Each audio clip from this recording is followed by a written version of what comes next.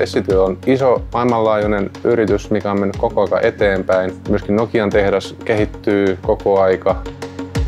Täällä on kuitenkin aika paljon kaikenlaisia vaihtelevia töitä, mitä pystytään tekemään.